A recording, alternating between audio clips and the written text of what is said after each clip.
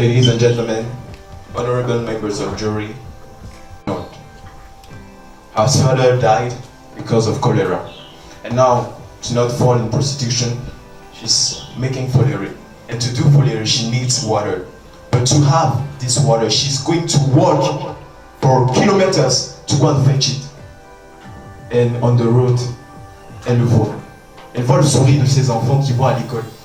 Ce sourire qu'elle n'aura pas parce qu'elle ne peut pas aller à l'école. Elle est obligée de souffrir parce qu'elle n'a pas accès à l'eau potable à proximité de chez elle. Entre 2008 et 2018, la Camerounaise des eaux, qui était un consortium marocain, a géré l'eau au Cameroun. On se disait bien que cela aurait permis que l'on puisse avoir de meilleurs résultats, mais cela n'a pas été le cas. Pendant ces 10 années, nous avons souffert. Et c'est pour cette raison que nous sommes là aujourd'hui, parce que nous ne voulons plus de privatisation. Maintenant, que pouvons-nous faire pour changer cette situation? Tout simplement, donner du nôtre. Donner du nôtre, chacun d'entre nous doit s'investir. Et cette privatisation-là, nous ne pourrons pas l'empêcher si nous ne donnons pas du nôtre. Aujourd'hui, ce n'est plus le gouvernement, ce n'est pas l'État, ce n'est pas uniquement les communes. C'est à chacun d'entre nous de s'investir, donner du sien au quotidien. Parce que ce soit l'eau potable ou son assainissement, nous sommes tous fautifs. La défécation dans les eaux qui les fait, c'est nous. Qui va les changer? C'est nous également. Ce n'est pas quelqu'un d'autre de commencer le travail. Et aujourd'hui, on se demande comment est-ce que les étrangers pourront venir comprendre nos situations, nos réalités. Est-ce que cela est possible? Durant ces 10 années où les étrangers étaient encore là, qu'est-ce qui s'est passé?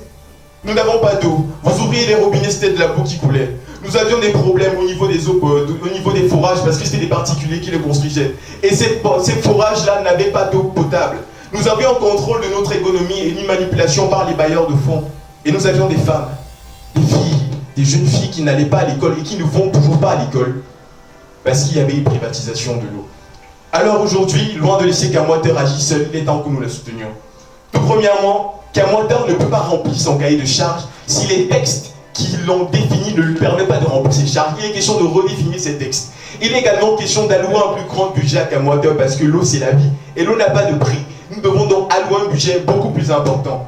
Il est également question, comme l'indique la loi numéro 2019-024 du 24 décembre 2019 qui porte le code général sur la collectivité décentralisée territoriale, de permettre, non pas juste sur du papier, mais dans la réalité, de permettre aux communes d'être en soutien, un appui pour Kamwater.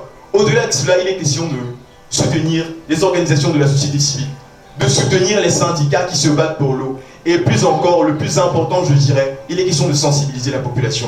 Parce que c'est la population qui a le pouvoir de changer sa réalité. Nous sommes une nation. La nation, c'est le gouvernement, mais c'est aussi la population qui choisit nos dirigeants. C'est la population qui peut les défaire, c'est les dirigeants. Qui peut modifier les choses? Ce sont les populations. Il est donc question aujourd'hui de donner ce pouvoir aux populations, en les sensibilisant, en leur faisant comprendre que c'est eux qui détiennent les clés de leur avenir.